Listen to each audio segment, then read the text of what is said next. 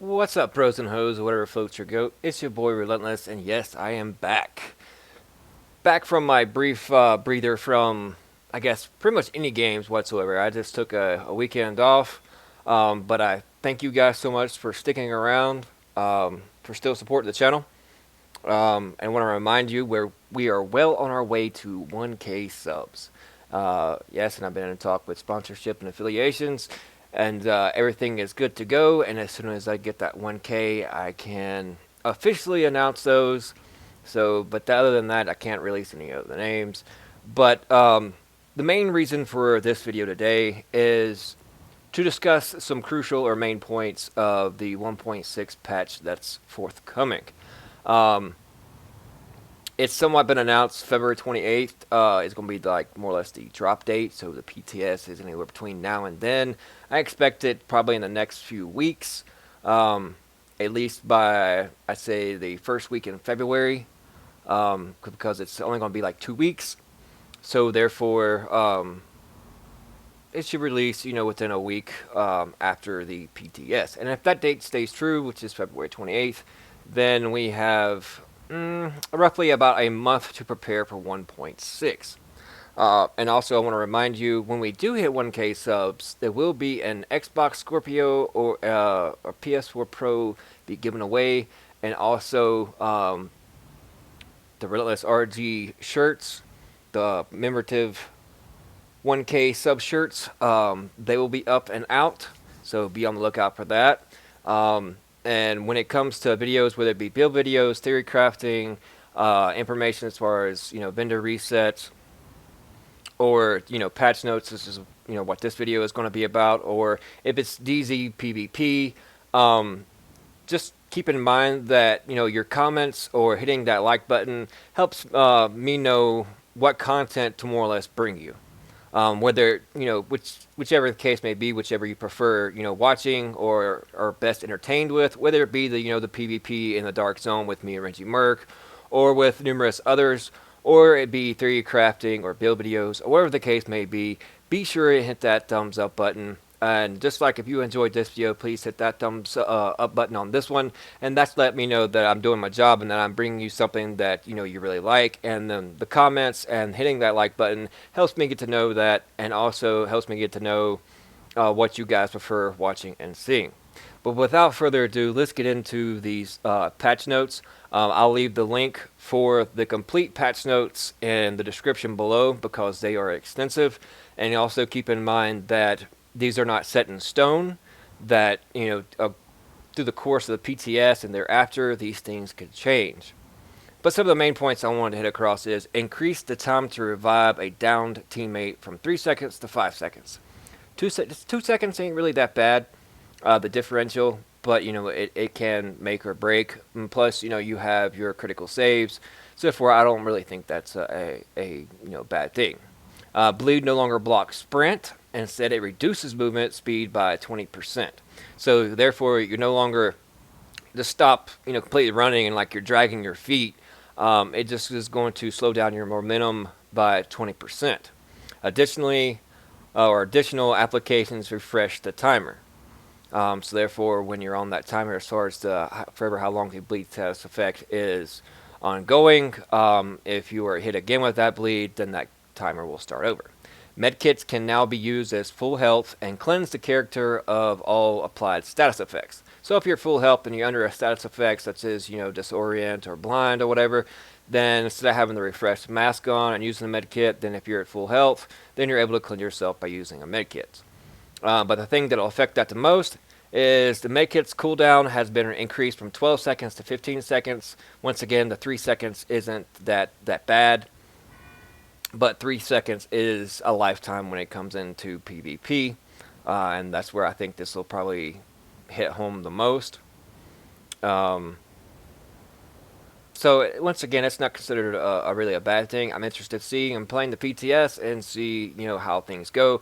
But I mean, if you're an avid PvPer, then you can sit back and take all this in and then think about your style of gameplay and how it's actually going to affect you.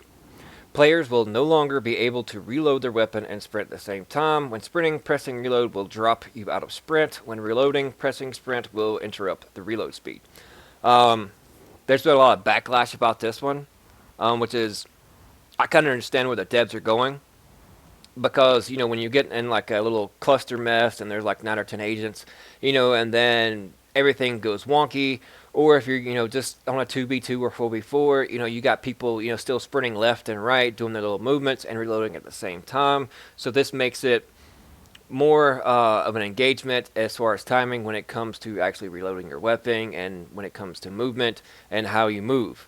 So then, since this is make it more strategical, so I think this is actually a good move on Massive's part. Moving on, hipfire stability has been significantly reduced when moving. Um, this has come up a lot on Twitter when it comes to Wiz and RX and a lot of others when it comes to the hipfire. But even though it did get it says a significantly reduced when moving. Most of them were more or less complaining that they didn't do enough of it significantly. They haven't, reduced it enough. Because basically, especially with keyboard and mouse, it's not too much on console, but it does. You do see it a lot. Instead of people aiming down sights, they'll just get up as close as possible and try to play Ring Around the Rosies with you while all along hip firing. Yes, it's a strategy, and there's also a talent on the Thompson machine gun that also increases hip firing, which is it's an art, it's a skill or whatever. It's about centering your enemy, your target, in the center of your screen. And then if you that cheesy and actually put a dot in the middle of your screen, it also helps out that. But then you get more strategic PvP, especially like when I do the PvP tournaments instead of somebody just running around in circles. As far as circling, playing Ring Around the Rosy with one, doing nothing but hip firing, and it's really not that entertaining, and it just really looks like two of the Three Stooges out there with like curly But anyways, moving on. Player camera will now be impacted by hip fire, reducing his field of view the longer he keeps firing. So that directly affects the hip fire. So you're not just more or less aim is reduced more or less when hip firing, but also your field of vision is reduced. Also, there is now a short cooldown between each combat roll. I think that is they implemented a little bit of that in last patch, but now they actually come in more or less full circle. Instead of you having people flopping around like they're salmon going upstream during mating season or in covered in ants where they can just keep spamming that roll button, this will make it more strategical and tactical also, and then you just don't have people just flopping around the ground like constantly and just constantly spamming it. And this will help out in aspects when it comes to PvP and make it more engaging, more exciting, and in my perspective more fulfillful. Moving on, going on to what's concerning the Dark Zone. Players can now fast travel between Dark Zone checkpoints. And I take this, instead of having to go outside and then fast travel from that checkpoint to another checkpoint, which is you're not really fast traveling from checkpoint to checkpoint. I think this is more of while you're inside the checkpoint, instead of having to go out the back door into the LZ and then transferring, that you could actually be inside the checkpoint and fast travel from checkpoint to checkpoint that way. Moving on, also with Dark Zone, players will no longer lose Dark Zone experience and funds when killed in the Dark Zone if they are not rogue. This is kind of on a seesaw, a teeter-totter.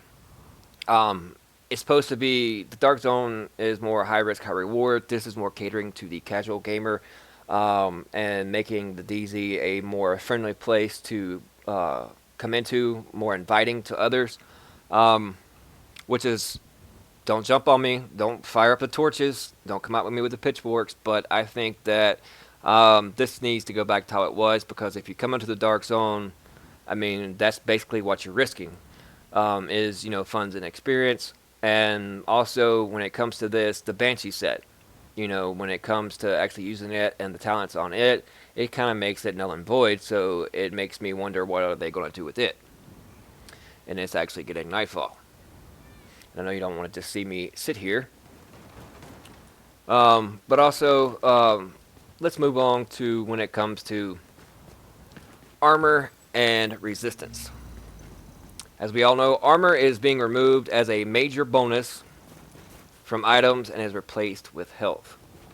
We all know that the armor system has been a little wonky and hasn't been actually true to actually its visual points, as far as it's kind of broken. I mean, that's basically all I can say about it. And yes, I am running the defense build, which is, we'll get to that in a moment. We'll go over the gear sets where they actually have slight tweaks and changes, which is, I think, brings more diversity to the game. What's up, dude? You want some of this? Oh, you just want to say hey.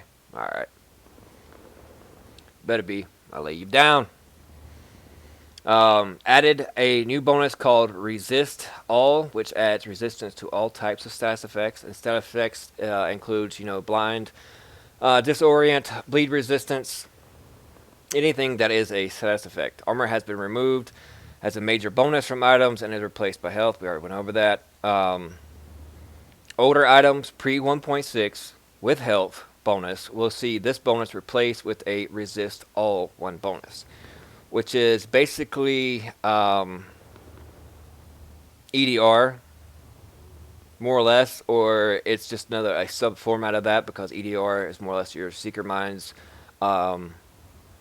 explosive damage from sticky bombs and so on and so forth, and this is mainly just status effects. So it's going to be kind of, I don't know, unique to see who goes for what.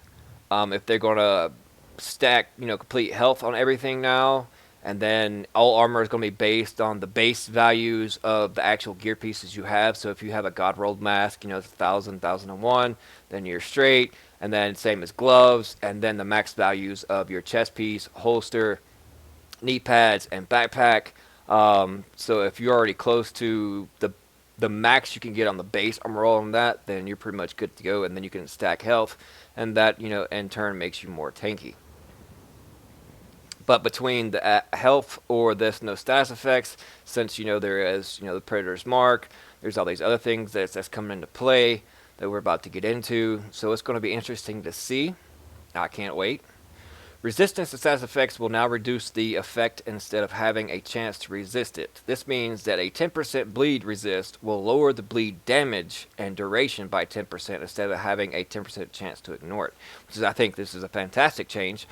So in turn, instead, if you have this new Resist All 1 damage on, and instead of you having to cleanse yourself more or less, and then you just having a chance to completely be resistant to it, you still get it, but you just take less damage from it. So if you get hit 10 times from SMG or AR, and let's say they're hitting at 20k, and then the bleed is consistent along with that same base damage for duration of status effect, so this Resist All just reduces that bleed status effect. So therefore, if you're stacked up to 100%, which is you can, if a player manages to build up to 100% resistance to a status effect, he will then resist it entirely. So if you have 100% bleed resistance and you're going up a group of Predator's Mark, then their bleeds will not affect you whatsoever, that's good. But when applied repeatedly in a short time, the player will naturally build up resistance to this status effect. In other words, status effects will now have diminishing returns when applied repeatedly to a player. So that also comes in kind of handy. So when, let's say, those that like to run away when they're rogue, you constantly ping them in the back because they're so far ahead, they begin to bleed, or you have Harmful as a talent and you cause them to bleed from that aspect, and it slows them down and allows you to shorten the gap between you and them. The longer you do it, yes, sure, you're going to be able to catch up, but then the more that you chase and the closer you get, the least amount it's going to actually affect the player that you're shooting at, which is actually good and bad in a way. I mean, personally, this is just speaking from my personal opinion, I don't think it really matters to me that much, but I think the bleed is there for a reason and a purpose, just like, them being set on fire to where they can't run away. That's the whole purpose, and it kind of gets away from having to chase someone from DZ1 all the way to DZ6. That's just my outlook on it. I think the bleed, it comes in handy to actually close that gap and to engage, rogues or manhunts, and don't have to chase them from 5 dark zones. And now that they're expanding the dark zones to 7, 8, and 9, that just gives more independent room for them just to go rogue and keep running away. But that's just my 2 cents. Rejuvenated now gives 40% resistance to all status effects for 10 seconds when using a medkit. So if you have it rejuvenated on, that gives you 40% resistance to all status effects for 10 seconds. The character talents on the move is reduced to 15%. Battle Buddy reduced to 30%. Critical save reduced to 20%. Adrenaline will no longer apply overheal. So therefore, if you have first aid self-heal mods on, instead of giving you a complete overheal, instead it replaces the instant heal of medkits with a heal over time that can also apply while taking damage. So in essence, before you get a chunk of health, and then if you're not taking any damage, you'll get additional health that goes into your overheal if you have enough percentage that puts it in overheal. Instead, you still get that chunk of health, but instead of having to necessarily wait on it, it's dispersed over, such as kind of like the Nomad, get a constant, steady, slow heal in a way.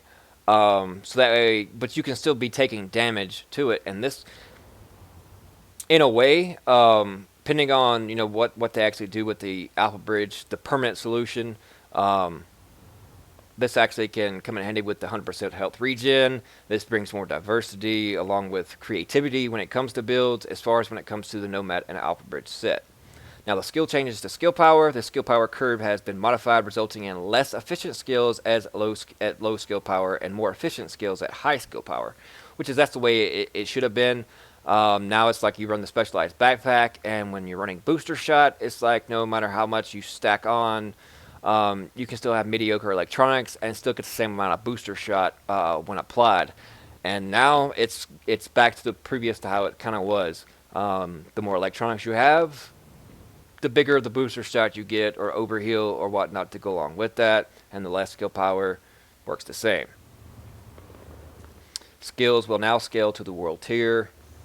That's good. But let's get into the juice, the meat of this conversation. Let's talk about the gear set changes and bonuses. Okay, first off and foremost is the D3 FNC, which is also known as the defense. 4 pieces. When used, your ballistic shield has no skill mod active.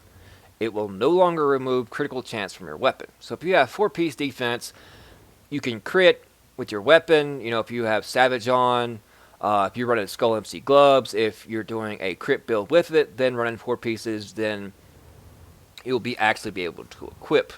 But as far as when it comes to the mods, where it be the Assault Shield or whichever one that you're using, it basically becomes a basic shield with its more or less base stats, depending on, like I said, where your skill power is at. But yet, in turn, you'll actually be doing and dishing out more damage. So therefore, you can't be just like a tank turtle in a shell and, still cop the cheese and still crit when it says you're not supposed to be able to crit. So this is actually a good change. And also, characters will now automatically switch to their sidearm if their SMG runs out of ammo. So if your SMGs are equipped and, you're running 2 of the same type and you run out of SMG ammo, you can still use your shield instead of having to do away with it and use your pistol. So that brings a little more diversity into it also. Moving on to Reclaimer. 2-piece Reclaimer increased support station range. 4 pieces, all support station mods are active at the same time. So you're getting Immunizer, you're getting, health, revival, all that with running 4-piece Reclaimer. So Reclaimer has become more or less the healer of the group in all aspects. So all of them. So if you want to be, more or less the paladin of your group, then you want those support station mods, and this is the gear set to go to. Moving on really quickly, we'll finish up these gear set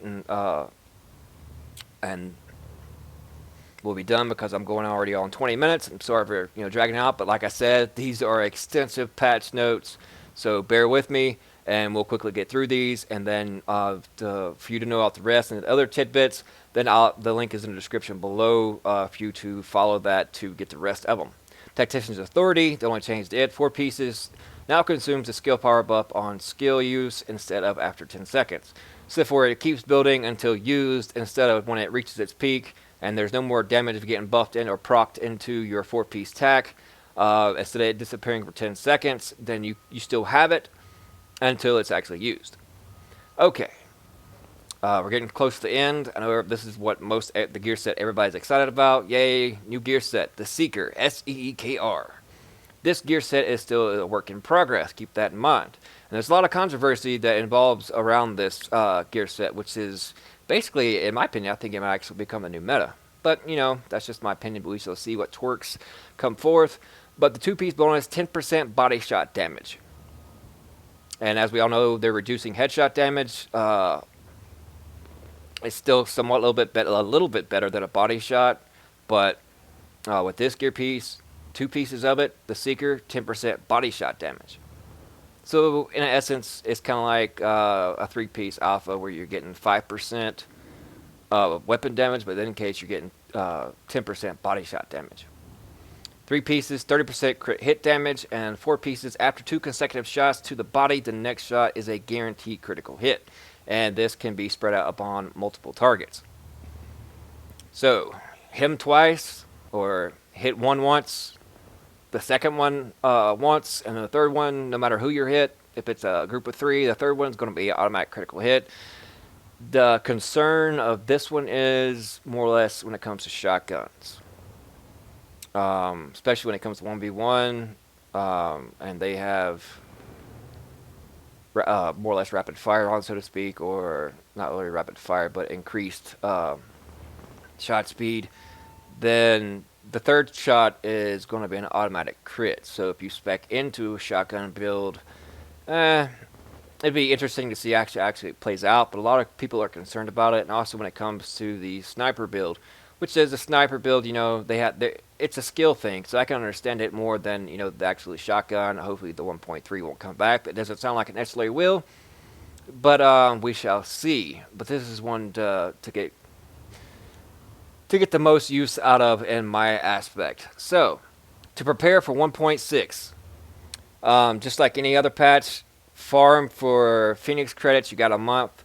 Items that you want to keep, I would just hold on to them. Don't roll them immediately, especially don't worry too much about the minors and the majors of them. But in all aspects of the pieces, look at the base armor, since there's no longer going to be required of armor being rolled on your additional armor being rolled on your chest, gear mods, or even in your backpack, your holster, or your knee pads. Then get a hold of the base values of each individual piece, what's the max on them, and hoard the best ones you have as close to the maxed out base value of that armor that you can get on that particular piece. Hold on to them puppies, and especially if you get such as gloves that have 1,000 armor and have crit chance, crit damage, and your type of weapon already on it. And just keep farming and plugging away. If you want, like I said, want to be the paladin of the group, then you want to farm all the reclaimer pieces that you want. I'm pretty much set on everything. Only thing I'm going to be grinding for is the named weapons.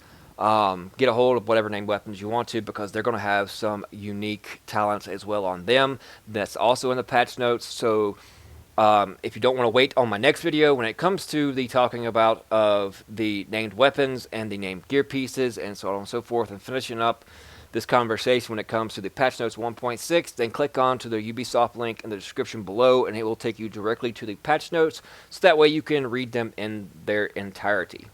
But thank you so much, guys, for your patience and for watching this video. Remember, if you like this kind of stuff and you like build videos, hit that thumbs up button, and please, by all means, leave it in the comment section below about what kind of videos that you would like to see me to do. As far as challenges, PvP, PvE, theory crafting, you know, I want to know my audience's views and what they want to see, because I'm doing this for you guys and to entertain you guys. So your feedback is very much appreciated and very much wanted, whether it be negative or positive. Try not to be too much negative or too toxic. and that would be greatly appreciated. But any feedback whatsoever on what you guys would want to see is what I want to hear. And thank you guys so much. And just okay, remember at 1,000 subs, there will be that extreme huge giveaway of a PS4 Pro or the Xbox Scorpio. We're so close to obtain that. So like, share, comment on all social media aspects, and also stay tuned for my Twitter. That link is also in the description below. If you haven't followed me on Twitter, be sure to do that. That's where the giveaways and the videos are announced first and foremost, and anything exciting news, and also more things coming as far as Q&A videos, maybe some vlogs to actually see my ugly mug instead of just my character. That also is another format to get me to know what you guys are thinking and what you guys are wanting to see. But thank you guys so much for watching. I appreciate you all. Any support is greatly appreciated. It is 100% goes back into the channel so I can do even more giveaways for you, the fans, the subs, the viewers. And I appreciate you all, and we'll Panda, panda, panda, panda. I got broads in Atlanta, just to the lean the family. Credit cards in the scammers, hitting the licks in the van.